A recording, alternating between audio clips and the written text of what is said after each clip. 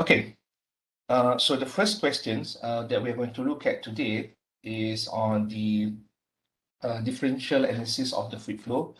So I'm going to give you about 3 to 4 minutes just to read the questions and get some idea on how to start. Okay, and then we are going to look at the solution together.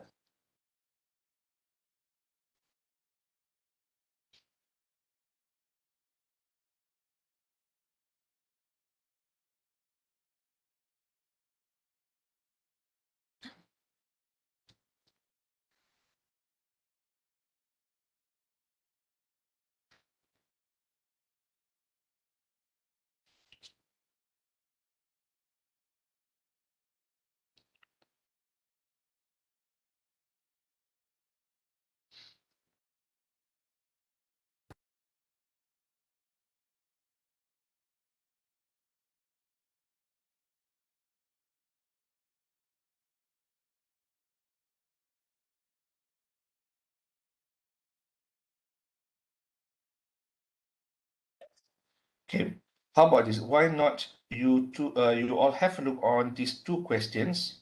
Okay, so I'll give you about 10 minutes just to get some idea. This from the tutorial problems basically. So spend about 10 minutes to get some idea of how to start, and then we're going to see the solution. Okay, these two questions, right? So about 10 minutes.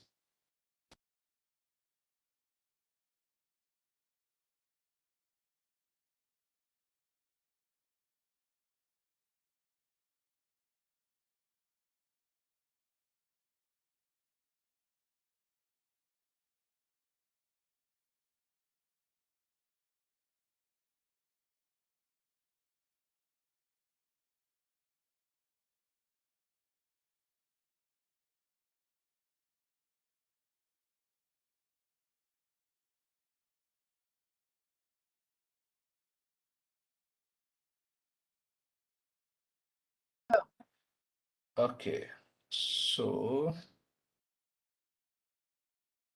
okay, back page.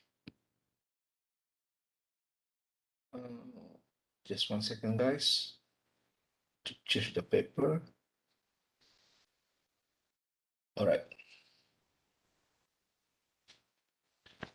Okay, so let's have a look at the solution. So the questions, basically for part A, we are given the velocity function. Okay, this is in terms of U and V, which is equals to AX plus B. This is for X component I plus negative AY plus CX in the J component, which is Y. All right. Okay, so for this type of questions, the questions basically ask us, if you go back, determine the pressure as a function of X and Y. All right. So we have to look at the Navier-Stokes equations, but before that, we have to make sure that the equations given, this function, it satisfy the assumptions that was made, which is the 2D incompressible equations. Okay, so for the first one, what we have to look is, so we have to first need to check the given velocity field satisfy the 2D and incompressible assumptions. Okay, all right, so to do this, usually we can start by first looking at the continuity equations. So the first thing that we can have a look is check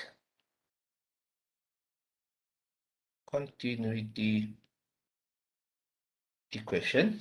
Okay, and for the continuity equation, it's given as the du dx plus dv dy plus dw dz. Okay, I just want to highlight make sure when you're writing your solution, this is the partial derivative, okay?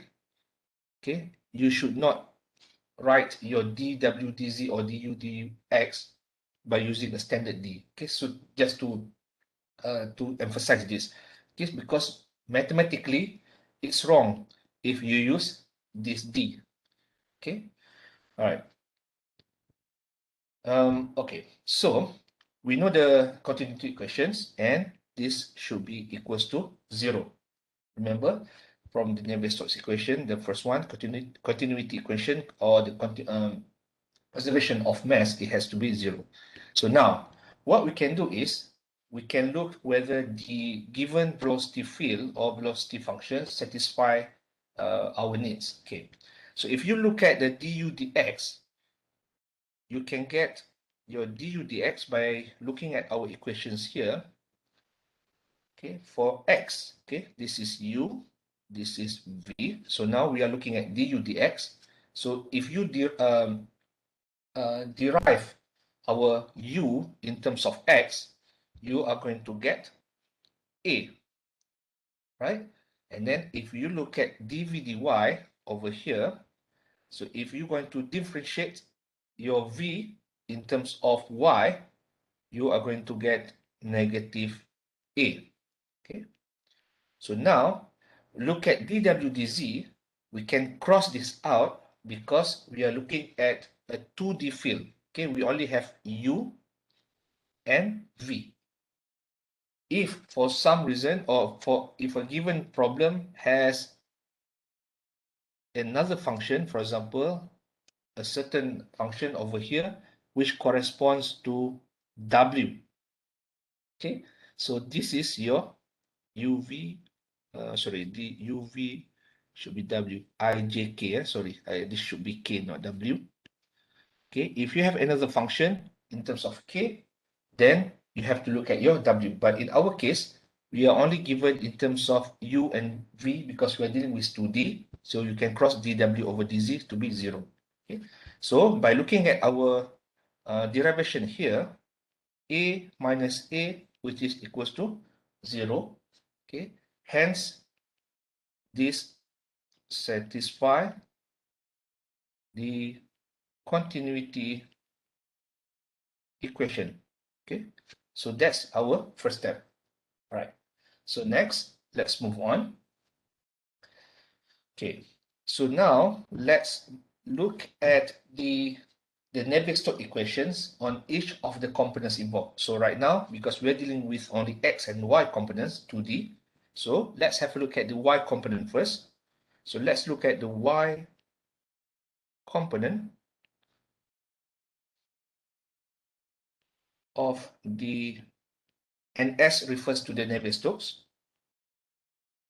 equations. Okay, all right, so now we have to write down the full Navier-Stokes equations. So in this case, just give me 1 second. Okay, so we have rho multiplied by, we have dv dt plus u dv dx. Sorry, it should be, yes. Okay, this should be, just to highlight again, this is v because we are dealing with the y component. Okay. All right, so dv dx plus v dv dy plus w dv dz. Okay, okay. Plus, sorry, it should be equal sign.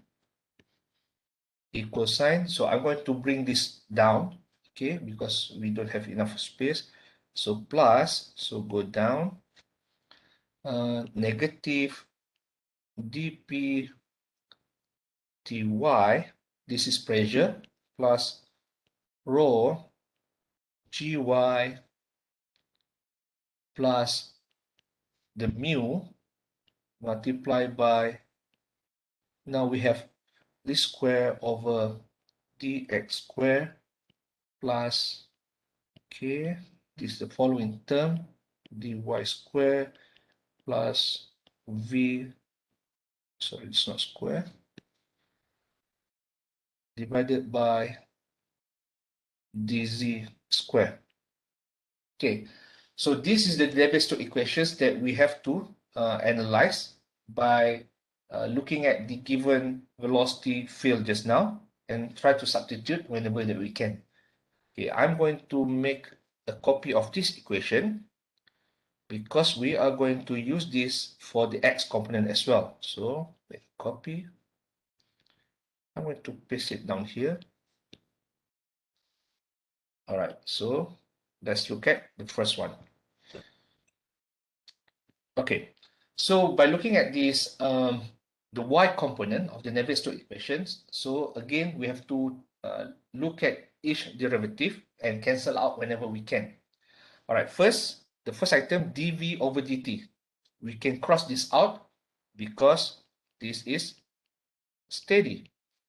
Okay, so if I go back quickly over here, if you look at the assumptions over here,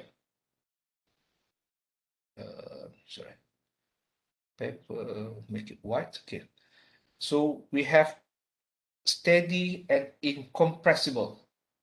Okay, it is 2D and G is not acting on it. So these are very, very important. Okay, before you start your solution, look at the assumptions or make some assumptions to simplify your problem.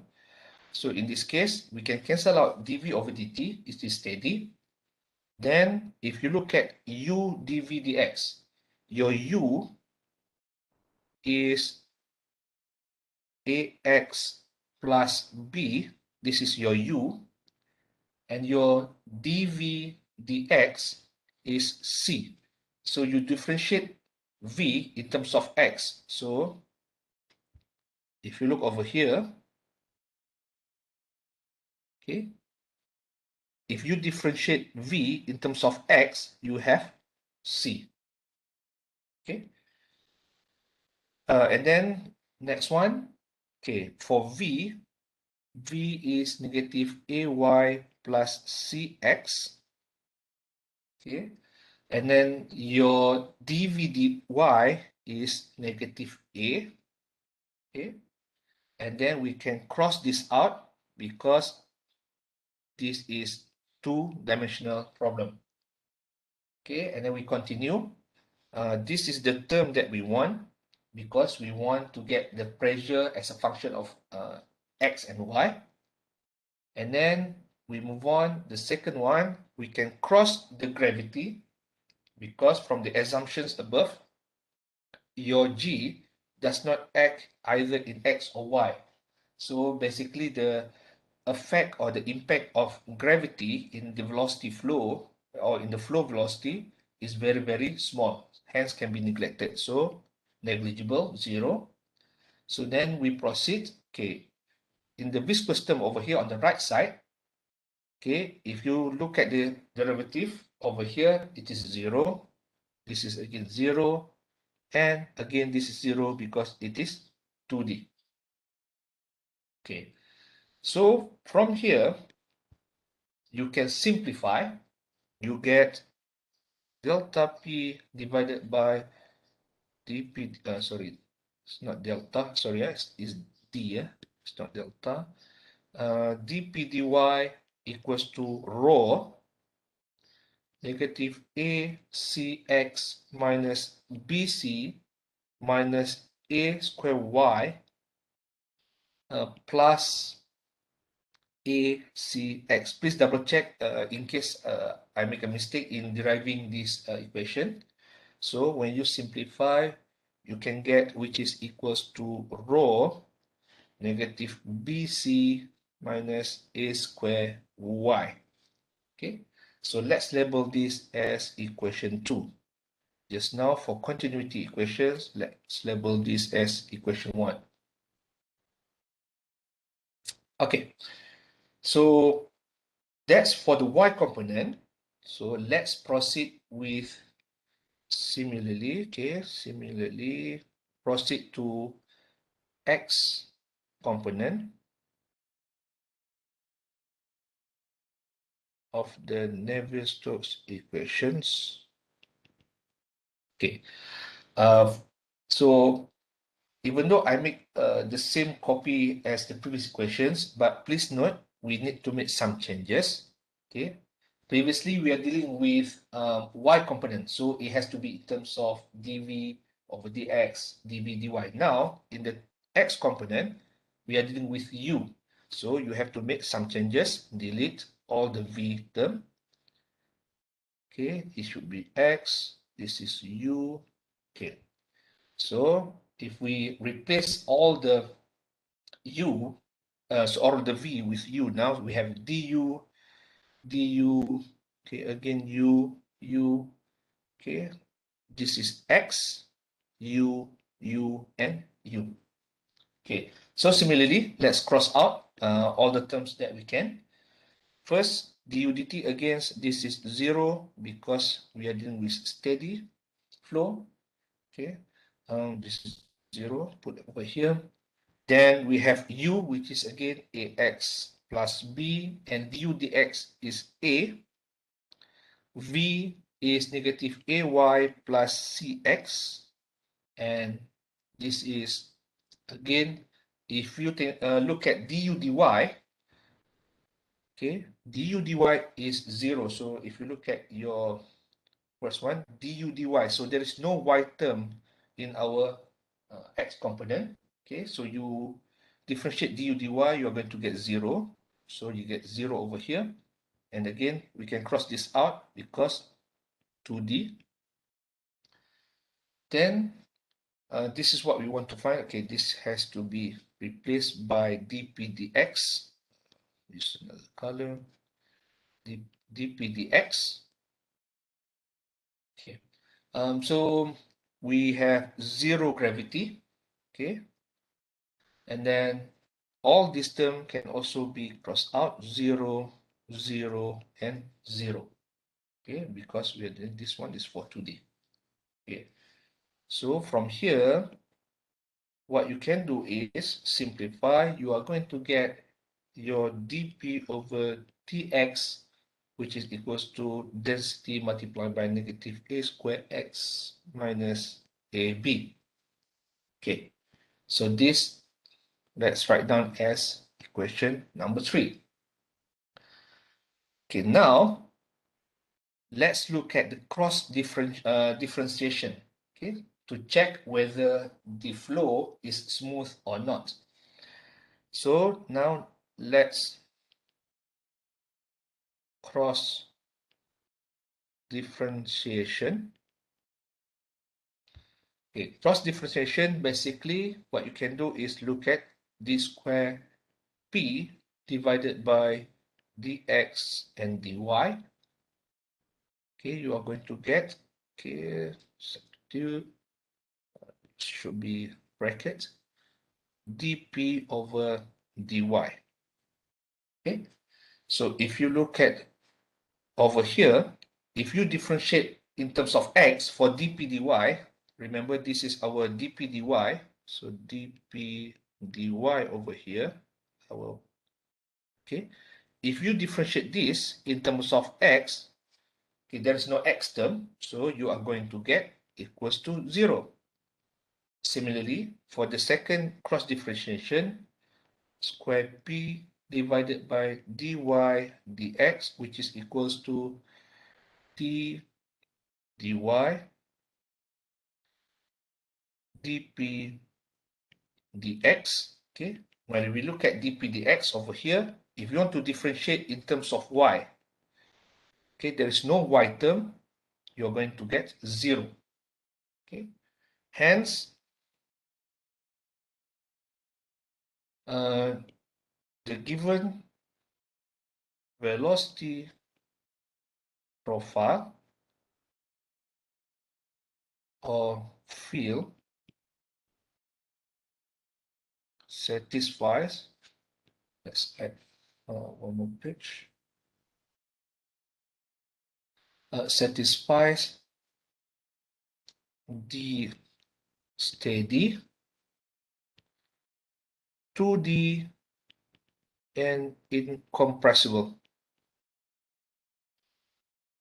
Navier-Stokes equations. Okay, so up until this point, what we are doing is basically just to make sure that the function, the velocity function given, satisfies the assumptions that we make.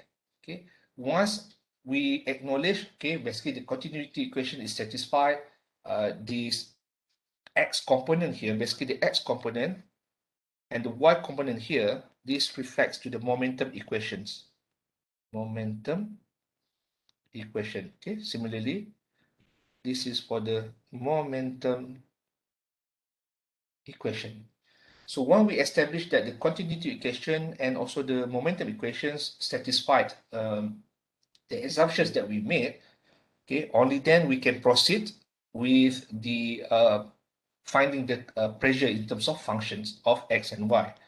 So let's change color. Okay, so now to calculate pressure in terms of x and y, so we can start by either we integrate the dp dx or dp dy. Okay, it doesn't matter which one you start first. Okay, in this case, I'm going to start with y. So we start with partial integration of equation 2. So equation 2, if you remember, this is basically dp dy. So basically, we are partial different integrating with respect to y. With respect to y. Okay. So if we look at dp dx just now, if we integrate them, so you're going to get pxy equals to rho. Okay, I'm going to make a copy of dp dy so that we can look or refer easily. Copy. Let's go back down here.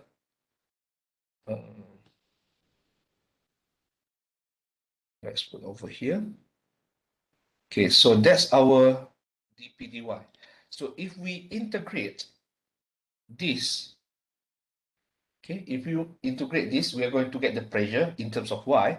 So when we integrate, we are going to get, remember when we integrate, it should we should get in terms of y, so negative bcy minus a square y square divided by 2. Okay, so from here, we are going to get a square y square divided by 2. So let's make this a bit smaller.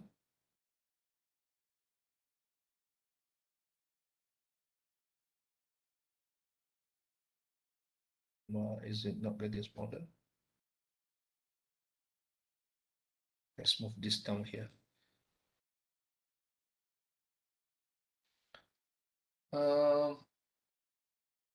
Is there a problem with the screen quality, everyone? Can you guys see what I'm writing on the screen? Because I'm looking at, boleh ya? Because I don't think from my screen looks like there is some problem with the view. Or is it okay? Can you please speak louder? Is it Badugash? It's okay, doctor. It's a minor problem. Right, all right, thank you guys. Okay. So continue. So we are going to get this.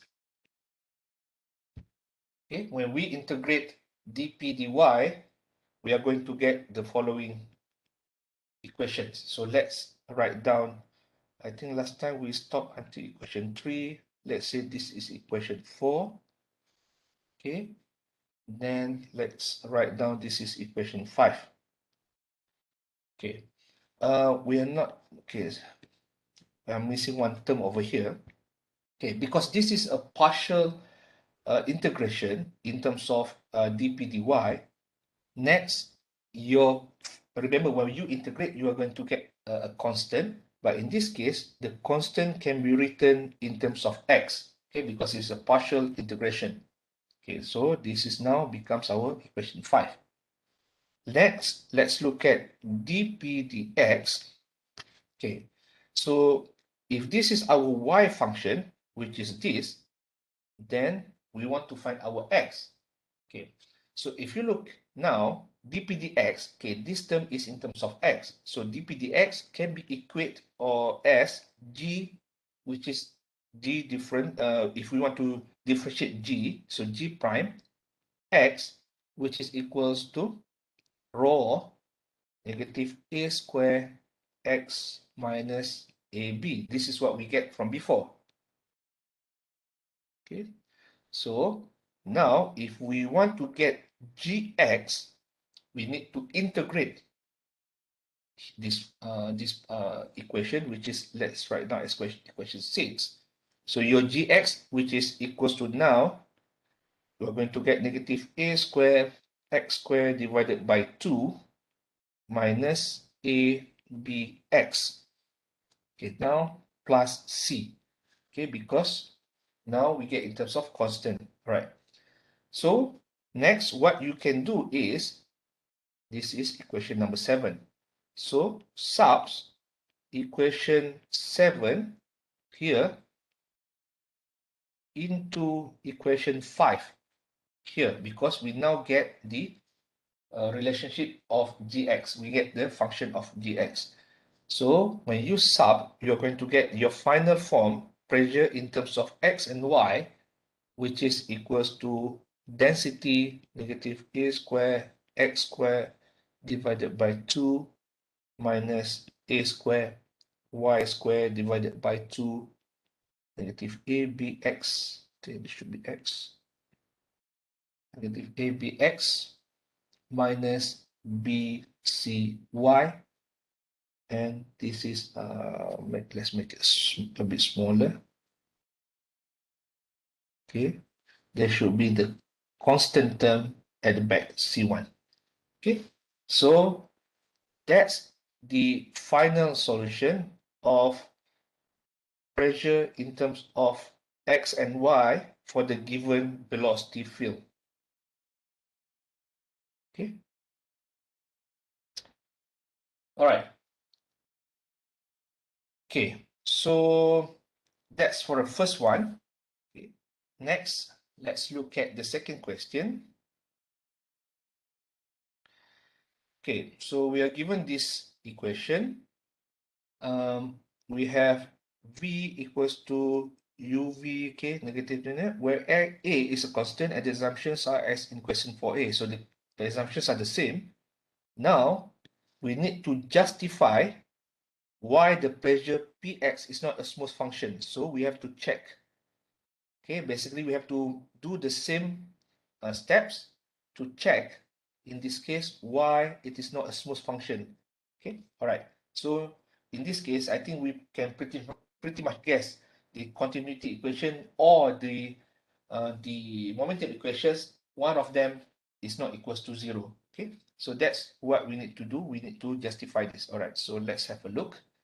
Okay, I'm going to make a screenshot so that it's easy for us to see. Just 1 second.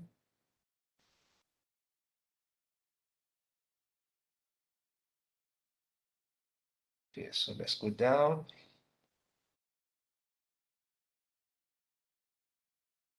At page. At page.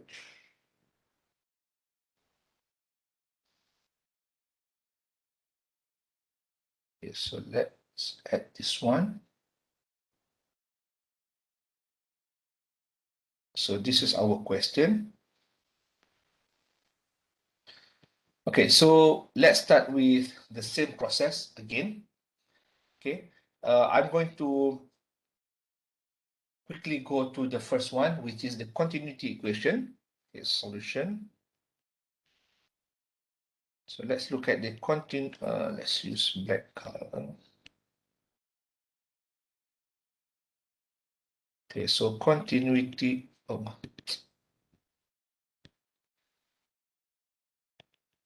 continuity equation. For continuity equations, we have, excuse me, du over dx plus dv over dy plus dw over dz equals to 0. Okay. Okay. So from here, from the given problem, our du dx, oh sorry, I shouldn't cross this. Our du dx equals to negative 2ax. Let's have a look. Negative 2ax, that's right. Our dv dy equals to 2ax. Double check. 2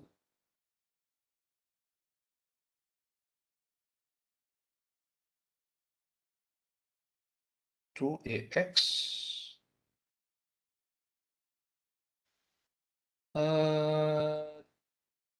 This should be 2ax.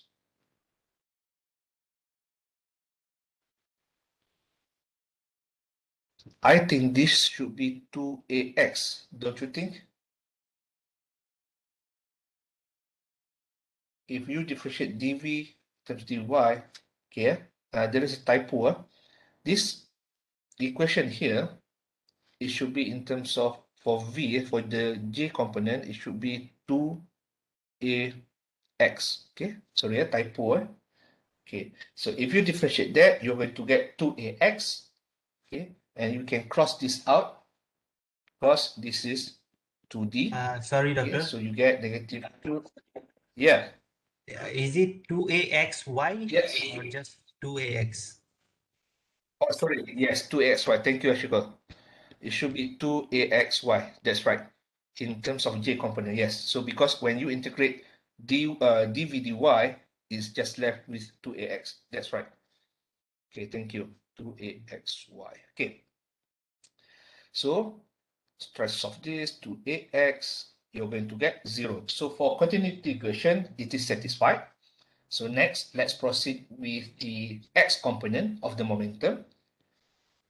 So x component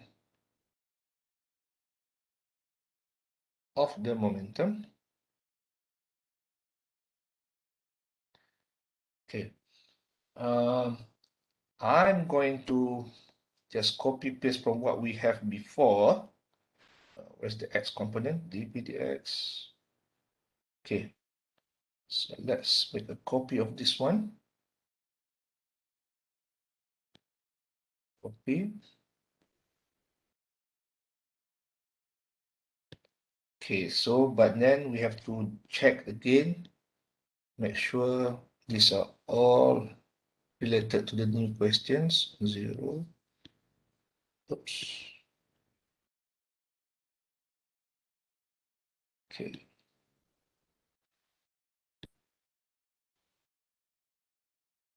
Okay. So let's look one by one. Okay, for the first one, our du dt, okay, this is 0 because of steady. And then we have u du, okay, our u is negative ax squared. Our du dx should be negative 2ax just now.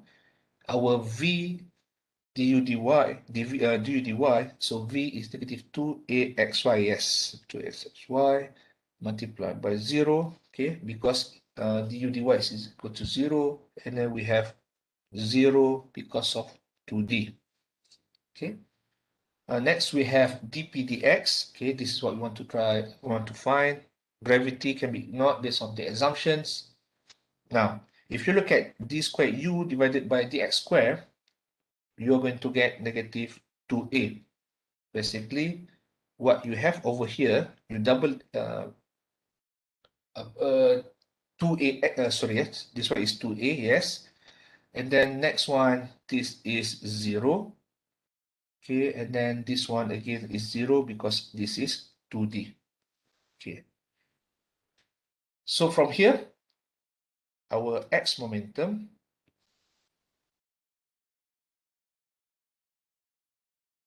we get dp dx equals to negative 2 rho a square x3 minus 2 mu A. Okay, so that's for the X momentum. Similarly, let's look for the Y.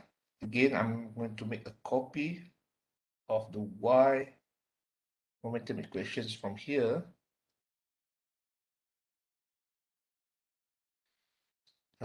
Oops.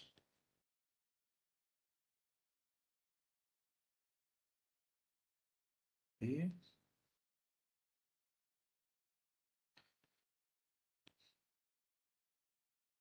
Okay, so again, we have to erase everything.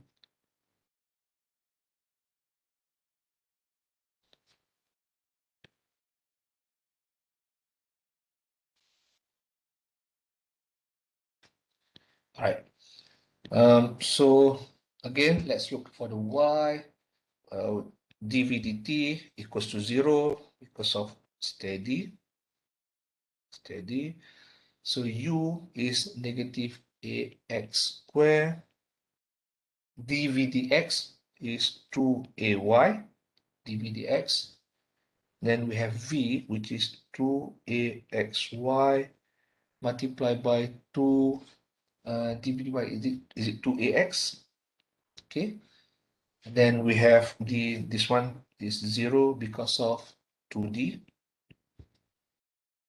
So next, dp dy, this is what we want to find. Gravity can be crossed out because it is assumed to be neglected or 0. Then all the terms here again is 0. Okay, this one is because of the 2d. Okay, so can be simplified. dp dy equals to negative 2 rho a squared x squared y. Okay, and this is for the y momentum. Let's move this a bit. Y momentum. Okay, so the next part is to look at the cross differentiation to make sure that we are dealing with a smooth function.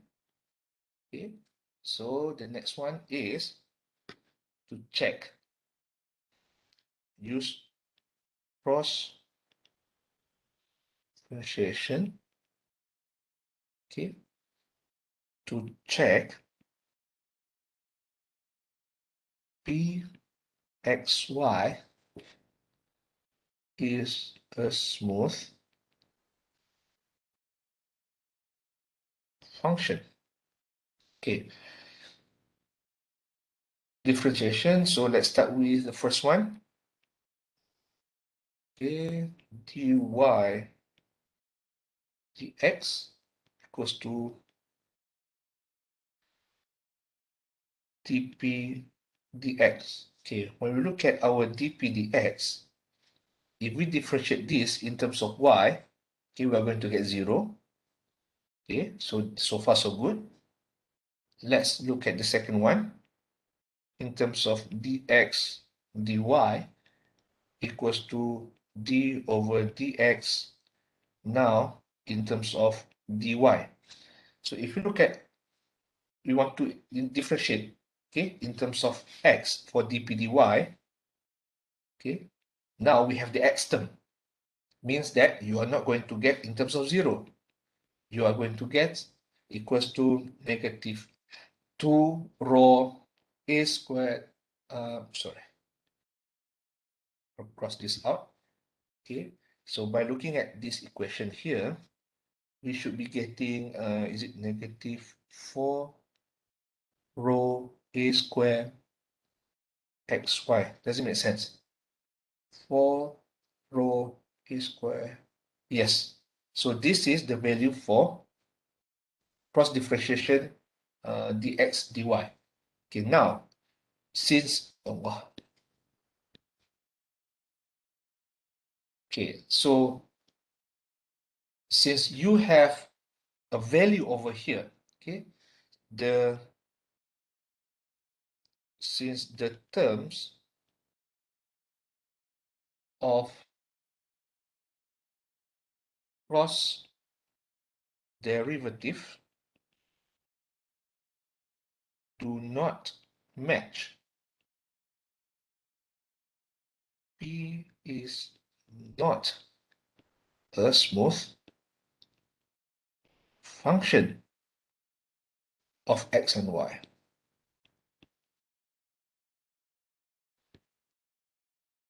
X and Y. Okay.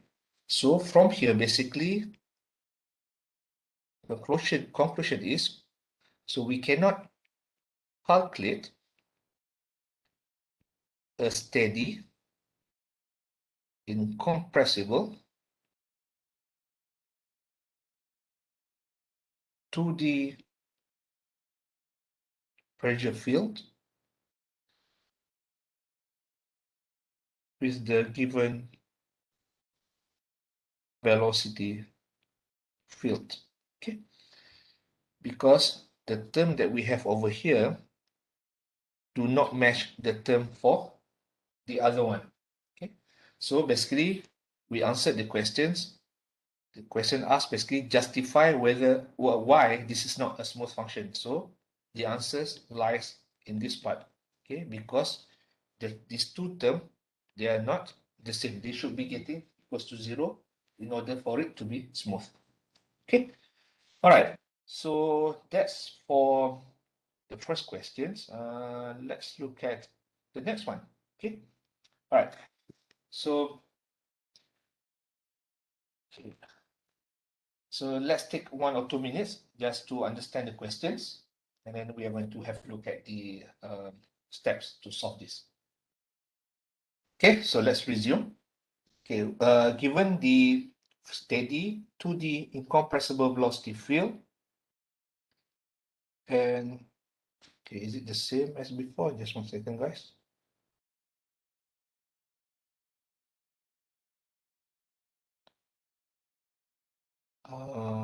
2AS, 2AS1.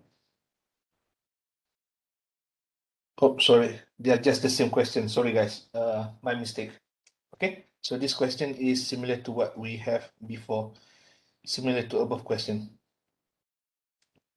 Okay, all right. So that's the two example problems for differential analysis of fluid flow.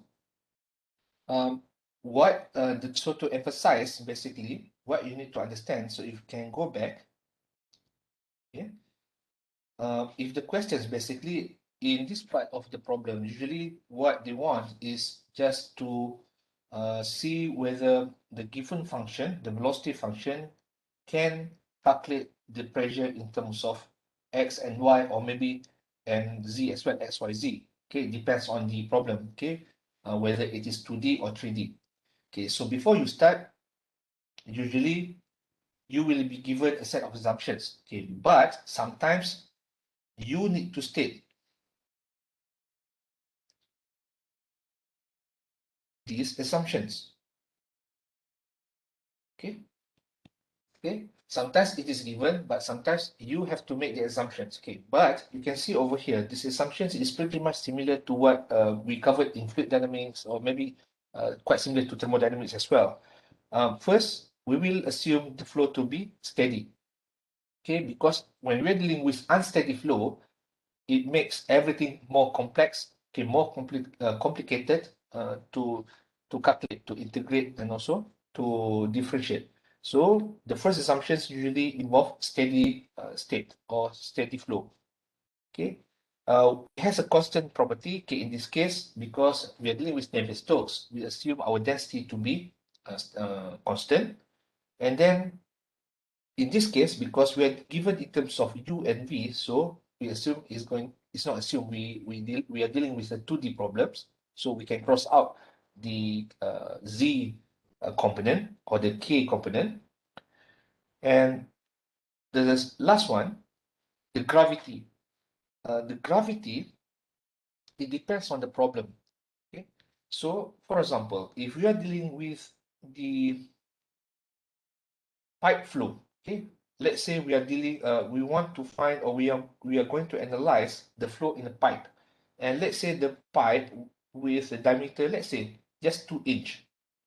Okay, so now when we are dealing with this problem, for example, a pipe with a diameter of 2 inch, the impact of gravity, G here, can almost be neglected because the other forces are more prominent. Okay, what are the other forces in fluid flow? So if you look at the video that we discussed on the derivation of the Navier-Stokes and also the Euler equations, in the fluid flow, okay, if we are dealing with an element, a very, very small element, okay, usually we will be dealing with the body forces and also the surface forces. So body force is basically the gravity. Okay, the gravity is acting in X, Y, or Z, and we are also dealing with the body force.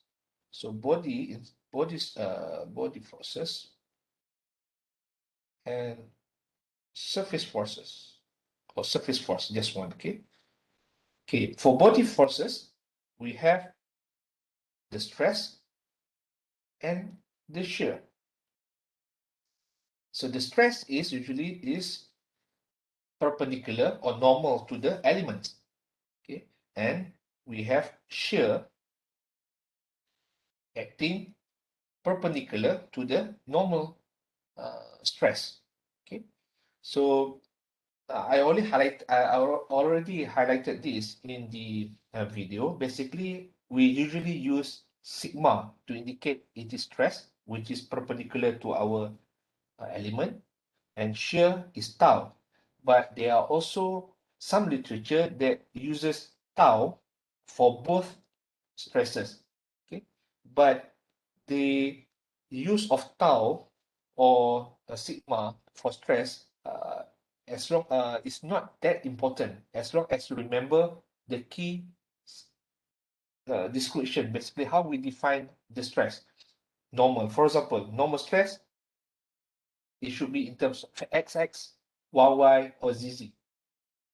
Okay, so as long as you understand the subscript, you should be okay.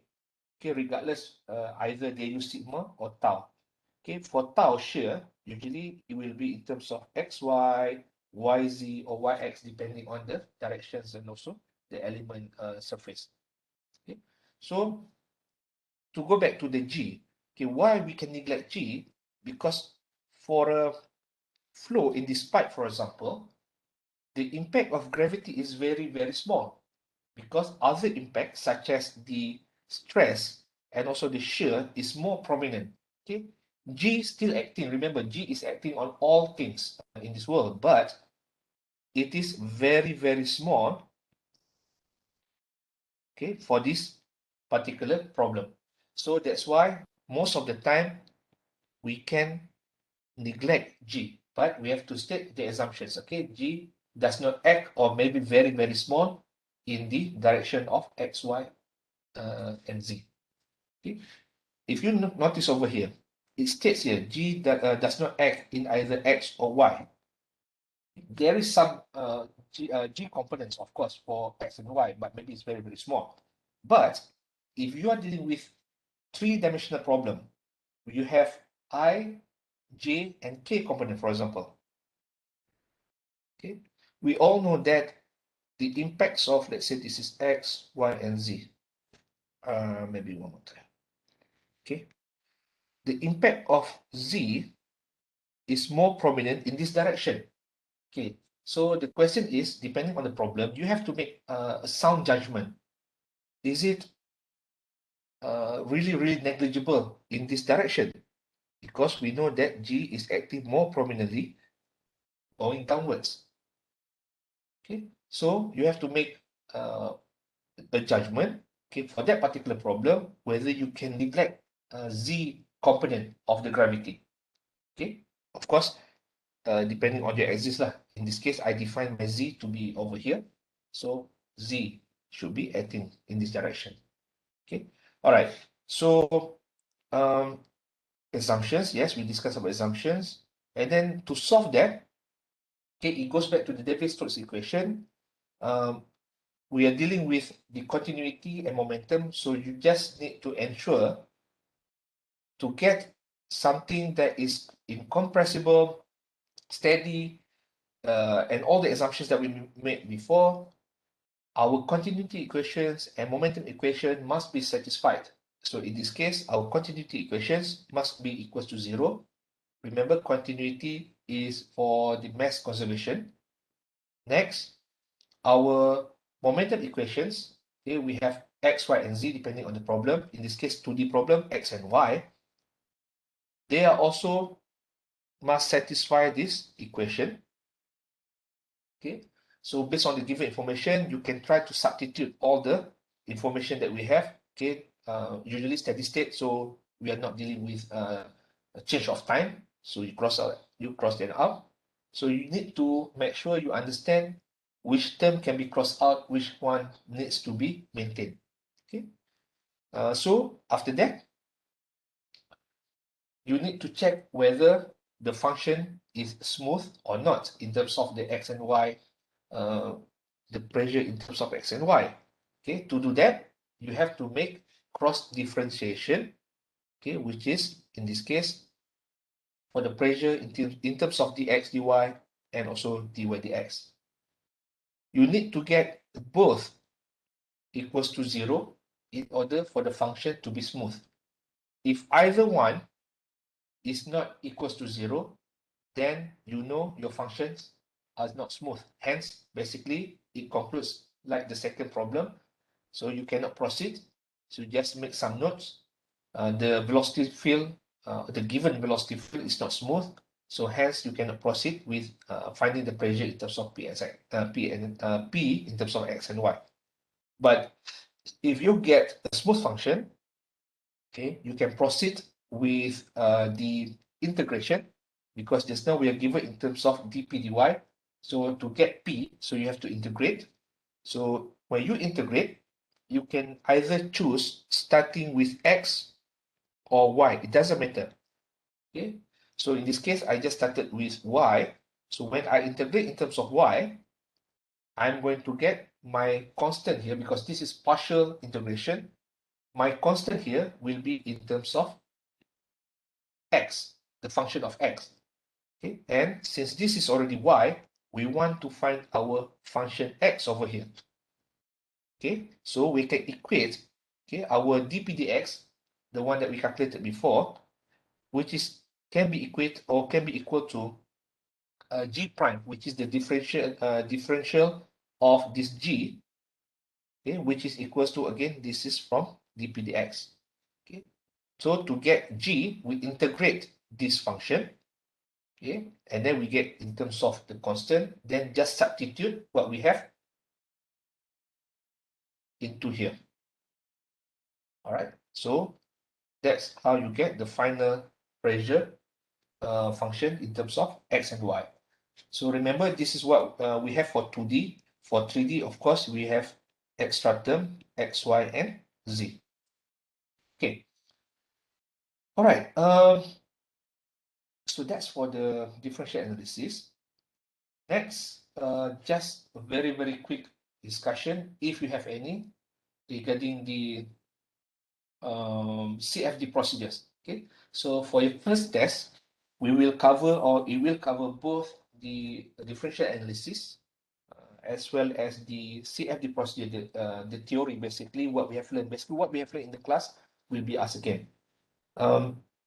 Okay, so let's just quickly go through the questions. Okay, so suppose you are using, again, this is an example of previous semester's problem from, I'm not sure whether this is from midterm or the final, but this is the real questions. Suppose we are using CFDs to simulate flow through a duct in which there is a circular cylinder. The duct is long, but to save computer resources, you choose a domain in the vicinity of the cylinder only. Okay. So the question for first one, explain why the downstream edge of the computational domain should be further from the cylinder than the upstream edge. I think we discussed this a lot in the class. I think Ashik asked a question about this as well in the class. So the answers, okay, just remember, there something like this, there is no right or wrong answers. Okay, as long as you can justify, you can explain why you think. Of course, your answers should be relevant. It reflects the knowledge or the the idea that we learned from the class. So in this case, when you want to explain why we have a downstream that is far larger or further down further down, okay, compared to the upstream. Okay, just I think last time Shikul quite confused. He said he doesn't quite sure what does it mean by upstream and downstream. So to clarify that, if this is an object and we are looking in this case, let's say we are looking from the top view. Okay, top view means we are looking at the from the top of the domain. Okay, we have inflow, okay, or inlet. We have outflow or the outlet.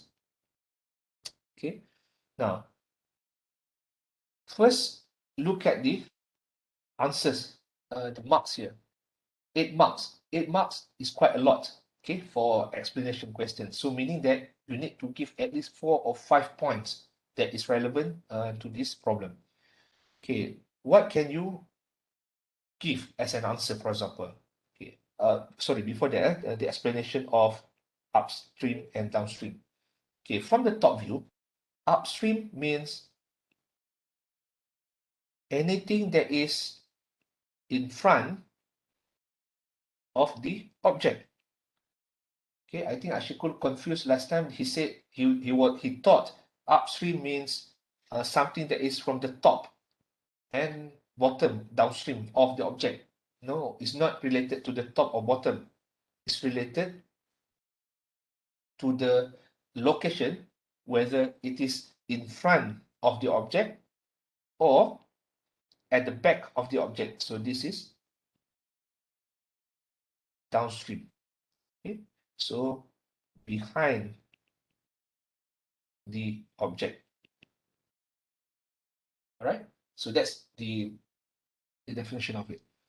Okay, so how to answer this? I think we can give a few points. For example, the first, of course, it depends on the problems.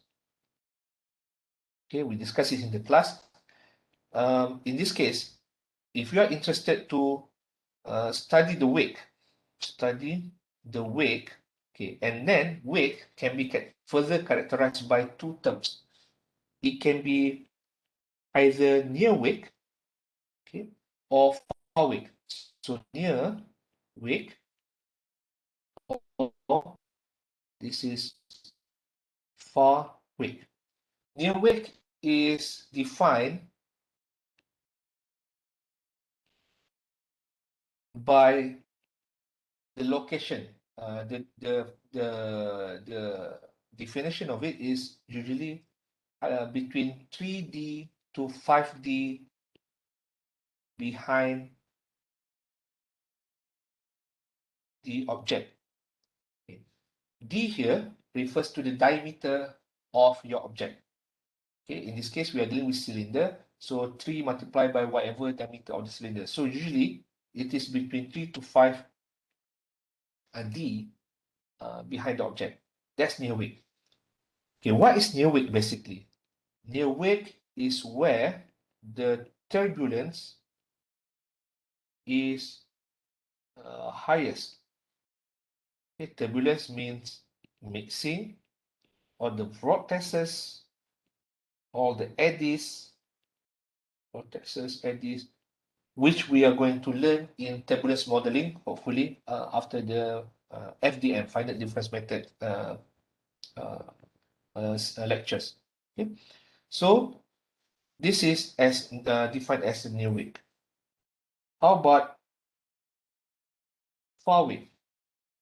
Far wake is basically defined as anything from 5D and above lah. Okay, so anything from here to here. So if you are interested to study far wake, then that's your answer. Basically, you want to analyze how far does the wake prolong, or how the wake go, okay, before it recovers to its initial inflow or upstream velocity. Okay, because you need to remember, it goes back again to the continuity equations and also the momentum equations. From your lab, from your second lab. Okay, for example, you can see that, let's write down here, there is a wake, okay, behind the object, and then it will prolong until a certain distance. Okay, after that, it will recover to the initial velocity. Okay, initial velocity or the upstream velocity, it refers to the value here of the inflow. So it usually denoted by the U infinity or U naught, the initial velocity, or the upstream velocity. Okay. So after this point, okay, it will recover to its initial velocity, which is over here. Okay, so several ways again to answer. It depends on the wake that you want to study, the problem that you want to study. Doctor, Yes. can you please remind us what is 3D and 5D, please? Come again? Can you please remind us the 3D and 5D, what does it mean? Okay, so D here, it refers to the diameter of the object. So in this case, here, this is the D. Okay, because usually we don't write, let's say, for example, 15 meter to 25 meter. We don't write this because in research, some people might be using a different object or different size of the cylinder. So they cannot write down 15 to 25 meter as the near weight definition. So that's why they use in terms of D. Because, for example, I give you one simple example. Let's go down over here. Let's say you have two objects, one with a 10-meter diameter, and we have a second object, a smaller one, with 1 meter diameter. Okay. So my questions. So the question is, which object will generate longer wake? Okay, means that the eddies or the vortex at the back. Okay, so the question is, which object? Okay, this is object A, this is object B. Which object will generate longer wake? Or which one do you think will generate a longer wake? I guess Anyone? A. Okay. Would be A. B. A should be A. Good. Kenapa anyone saying B just now? The answer is A. Okay. Why? It goes back again to the continuity and also the momentum equations. Let's look at the B first, which is a smaller object. Remember, once the flow meets the object, it will slow down. Okay. And then, because of the momentum and continuity equations, the flow, the energy needs to be conserved, the mass needs to be conserved. Okay, because it slows down over here, then it needs to be accelerated over here. Okay, because this is slow, so it needs to accelerate. Okay, because this is a smaller diameter, the acceleration here will be faster. Okay, hence the mixing at the back will be quicker as well. Okay, compared to this larger object, there will be some deceleration. Okay, and then acceleration over here. Okay, but because of the diameter, the size of the object is larger for A, it will take longer for the acceleration to happen over here. Hence, the mixing will happen more, it's not slower, but more mixing will be happen over here because of the distance it travel over here. Because more mixing is happening, So it will take some times before it can fully recover the velocity, the initial velocity. And over here, because the quicker reaction or the quicker flow around the object, the wake recovery will be quicker. So quicker over here, okay, longer over here. Okay, so it all relates to the momentum conservation and the mass conservation. Okay, so we got one question here from Sue. This type of analytical questions, can I add an extra assumptions of invisit, okay, so that I can start the analysis using Euler instead of the dimension? If this is valid, does the cross differential application? Okay, so very good question from Sue. Okay, so Sue asked basically from the previous examples, not CFD problem, for the partial differential problem. Can we make an assumption? So if we go back quickly, here, is it possible to make an assumptions of inviscid flow? Okay, can anyone tell me what does inviscid mean? Anyone? No viscosity. Good. Basically, our mu, which is the dynamic viscosity, equals to 0. Okay, when we have mu equals to 0, directly, as you said, this is Euler equation. Okay. So to relate back to the questions that we did, if you make an assumption of mu, so basically you will not have these parts over here, kan? Okay. All right. So very, very rarely when we deal with the flow equations, when we are dealing with, for example, we are doing CFD, very, very rarely can the flow be assumed to be inviscid, meaning that there is no viscous. Most of the flow that we are dealing with will have some form of mu value. Okay?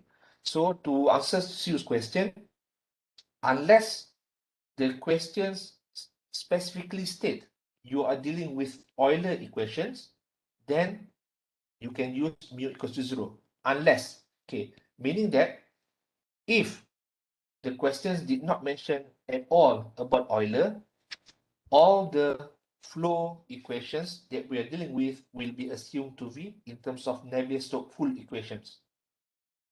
Okay, meaning that we have the viscous term present. Okay, mu. Okay. All right, so hopefully that answers your questions. Okay, unless the questions in the test or in the quiz, in the assessment that we're dealing with, or maybe when you're working, unless you are asked specifically, okay, assume mu to be 0.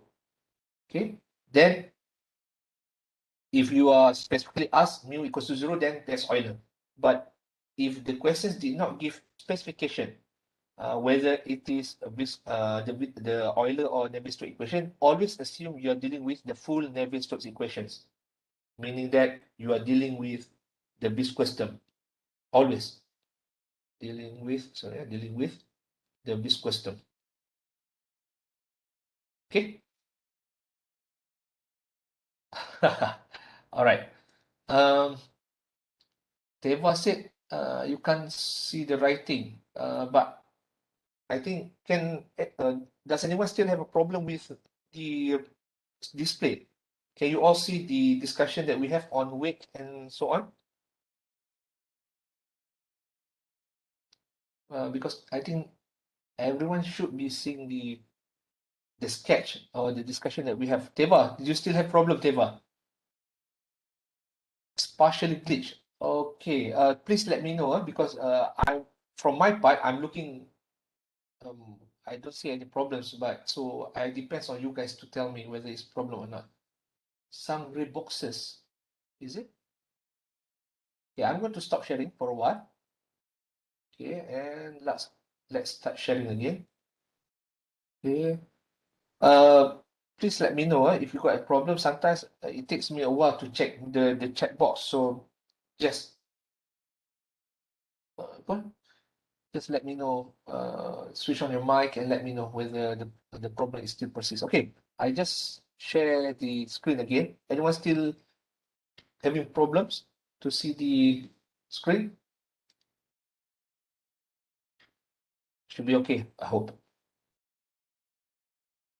No, it's all good. All right. So next time, please let me know, okay? So that means maybe from time to time, I need to restart my apps. Okay, so let's continue. Okay. Okay. So another type of questions that might be asked for CFD, I think it's quite clear. We don't have much calculations for CFD. It is more on the applications, the do's and don'ts, how to improve your simulation, understanding of the parameters. Okay. So this is another type of questions that can be asked in your test. Okay, what does it mean by initial condition, residual, iteration, post-processing? And if you notice, we covered all this, okay, first in the class, and secondly, from your lab. Okay, because from your lab, we have to follow all these steps. Okay, you need to set what is the residual, what is the iteration numbers. Okay. So in a way, you have done this uh, based on the practice as well as from the theory in the class. Okay. So for example, residual. What does it mean by residual? Anyone? Can anyone share? What does it mean by residual?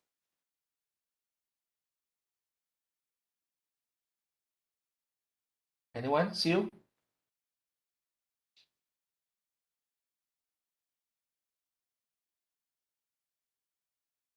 Everyone's so quiet. What does it mean by iteration, for example? Iteration means like repetition. Good. Repetition of what? So in this case, you have to relate to the CFD solution, meaning that you are assuming you are doing lab. Okay, what does it mean by iteration? Yes, it is repetition of what? Yes, that's correct. So that's residual. The answers given by Sue in the chat box. Residual basically the difference between the calculated value, okay, and also the it's not assumed value, the end value, the one that we want, with the calculated value, because we need to make some assumption of the initial conditions, initial values. So the difference between the initial values to the end values, that is residual. Okay, so we always start with when you put the initial value, you have okay, you set for the software to ask to calculate. Okay, this is my initial condition. Okay, this is my inlet velocity. So to get the corresponding physics, the phenomena, basically the weight and so on and so forth, the end value, okay, it has to be calculated. Okay, so they make some assumptions. Okay, so the initial value, the value that we put, and the end values, the distance between them, the difference or the distance between them is residual. Iterations is the number of repetition that is being done in order for us to get to the final value. Okay, so good. So in general, everyone's quite okay. All right, so again, this is another questions from previous semesters. All right, so in this case, you are asked to identify 4 unknown variables and 4 corresponding equations. Okay, I'm not going to cover this. We covered about the equations. Okay, for the figure 2, compare your observation of the two types of mesh. Okay, I think we discussed this in quite a length in class. We have structured and unstructured grid. We discussed the pro and cons of each mesh setup. Okay, basically you need to understand structured grid is good. Okay, structured is good. Okay, it speed up the process. It is easy to implement because the grid size is just, we know basically after this, let's say if we have a numbering system, we know this is 1, 2, after 3, there is 4, 5, and so on and so forth. But compared to the unstructured, it's not as straightforward as the structured. For example, if we put this one, okay, is it going to be 2 over here, 3 over here, or 4 over here? We do not know that, okay, because unstructured, the mesh, the element spacing or the element arrangement is more complex. Hence, the processes will take more time to compute all the information. But in terms of the flexibility, okay, structured grid we can use for simple shapes. Unstructured, of course, for more complex shapes, especially if you have something like this, okay. For structured, if you are dealing with something that is boxy or square or rectangular, then yes, it's easier to be implemented. Okay, so we discussed this as well. And then the next one, okay, the question is, explain why there is a reverse flow. Okay, again, this depends on what we have discussed in the class. It can be contributed to two factors. First, the length of the domain, the length plus size lah, the size and domain of the length and size of the domain. If it is too short, then we cannot see the weight, the proper weight generated. Secondly, because of the boundary that we set, that was set. Okay. So if we have inlet in terms of velocity, meter per second, at the back for the outflow, it has to be different value, different parameters or variables. Usually we will be setting as pressure. Okay, okay, the pressure will be 0, for example. Okay, so basically it involves theory and also practical from lab and also from the lectures. What you understand from the lectures basically and also from your lab, and put it in terms of words.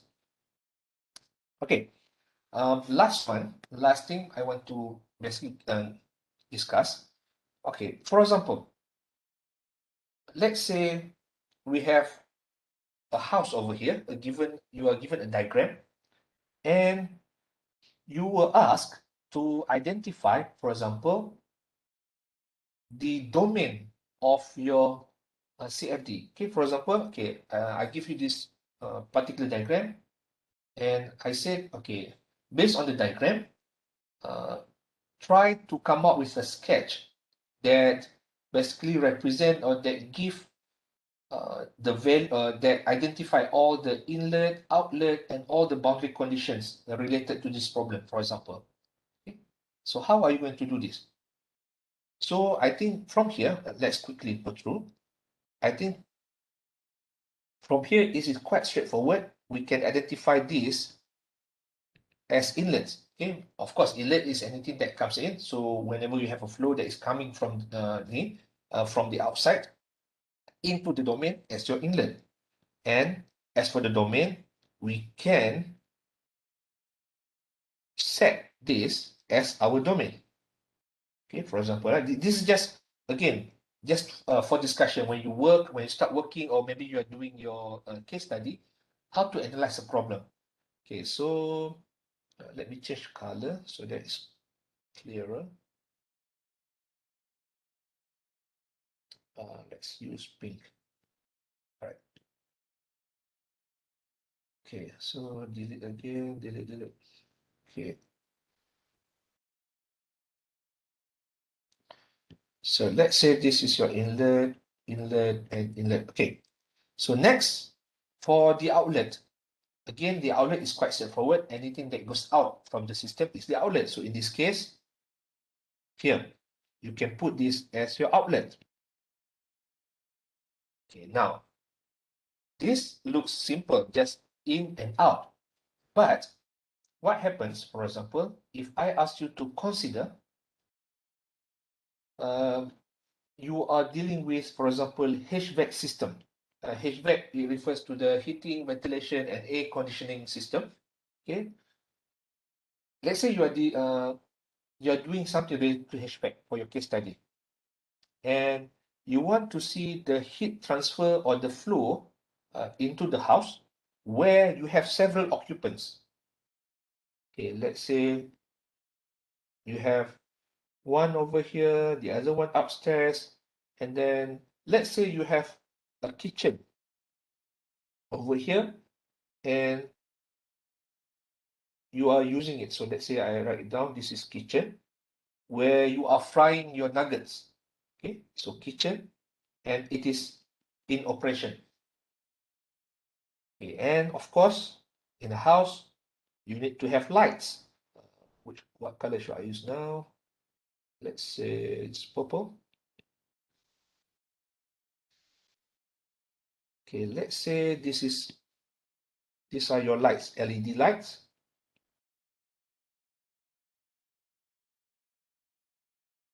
Okay, now instead of just a simple in out and also your domain boundary, you now have to consider the occupants. So in this case, you have one person here, second person here, and also you need to consider the appliances in operation. So in this case, the appliances, we have lights, the first one, second light, the third lights, and the fourth light. And also you have kitchen, which emits heat. So DE, let's say E. Okay, now from this sketch, for example, if I ask you to identify the main study area or the main focus of this domain, okay, how are you going to identify them? Okay, where or what would be the main focus of this domain? Anyone?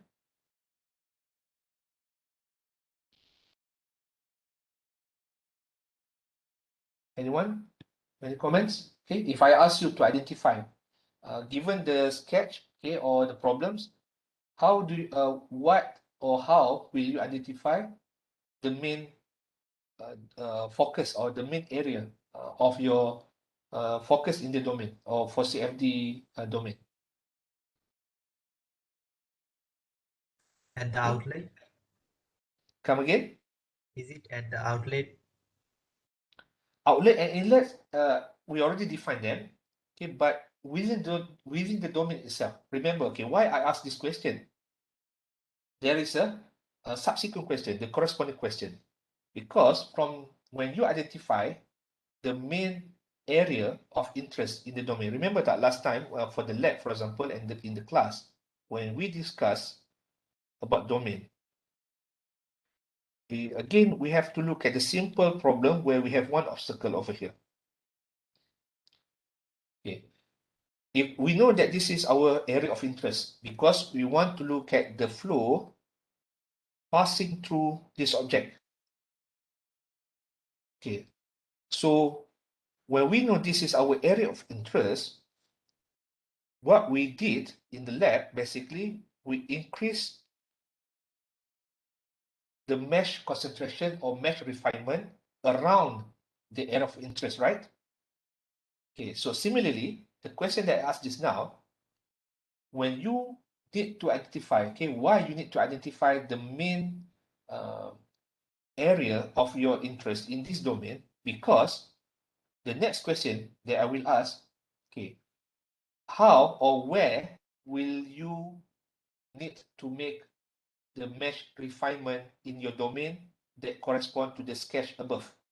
So for example, so the answer to that, okay, you need to identify the main, okay, remember HVAC, you are not just dealing with fluid flow, you are also dealing with heat transfer because you want to remove the heat, okay, from the house, from the domain to the outside. Okay, so meaning that you need to identify, okay, fluid flow is quite simple, in and out. Okay, unless we have another source from within the domain, but we don't.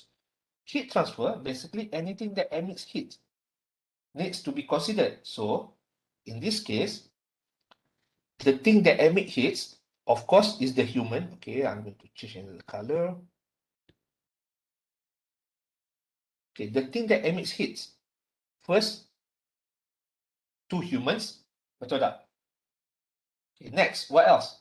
We have kitchen because it is in operation. You are frying your nuggets. What else do we have?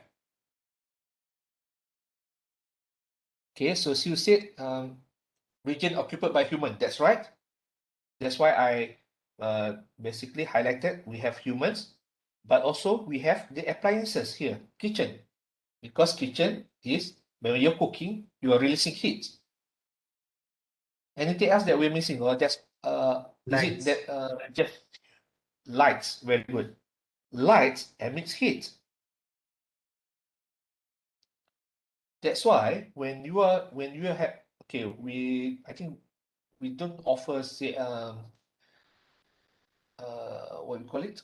Oh my god. Dr. Zurazman, the HVAC cost, air conditioning cost this semester.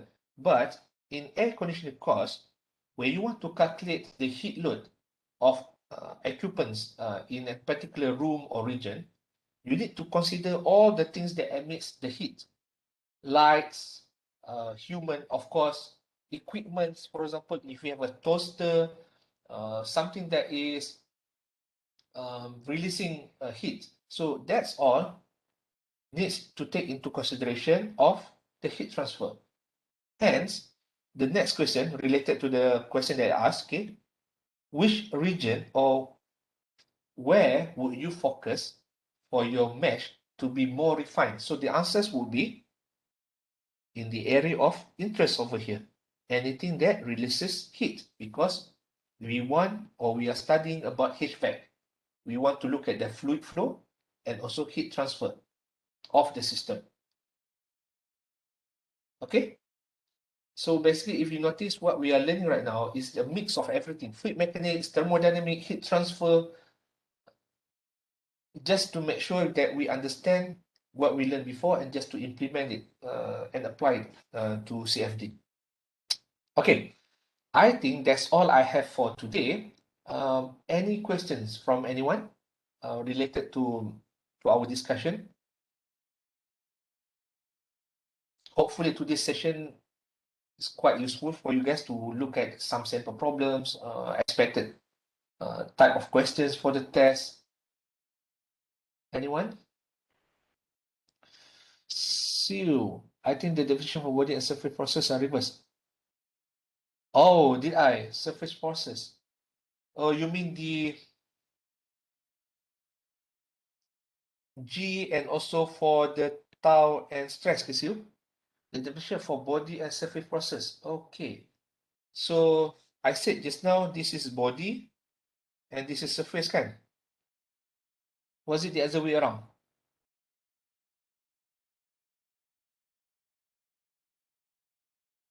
I think these are the surface process. Okay, just give me 1 second to double check on that. Okay, I'm going to stop 1 second. Stop sharing. I'm going to check that. Okay, thank you, Sue, for highlighting. Just give me 1 second. I'm going to check that. Stop sharing.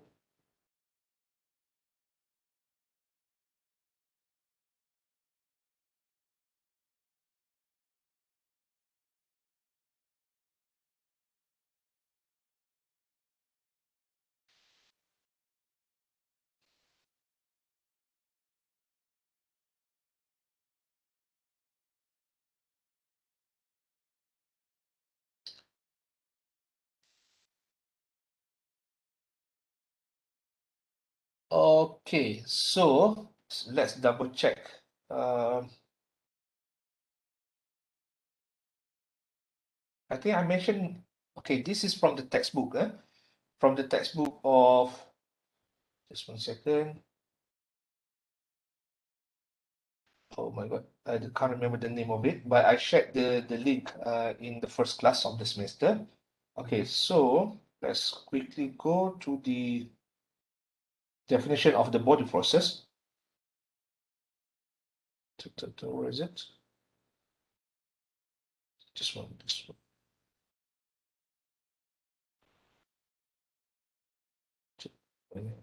Body process, body process.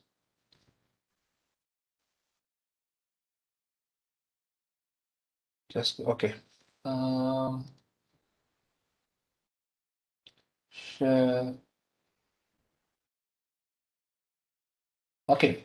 So if you look over here, so body forces,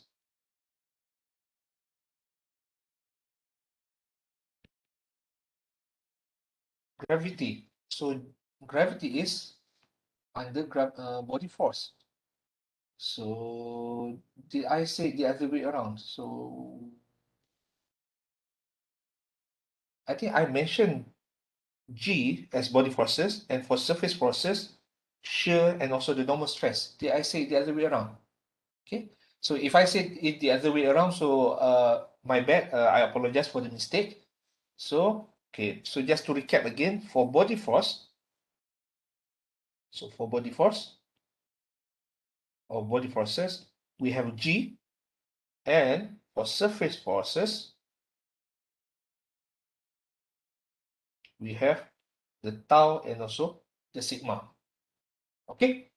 All right. Thank you for pointing that out. Okay. If I make a mistake, thank you. Thank you for pointing that out. I apologize for the mistake. Okay. Anything else?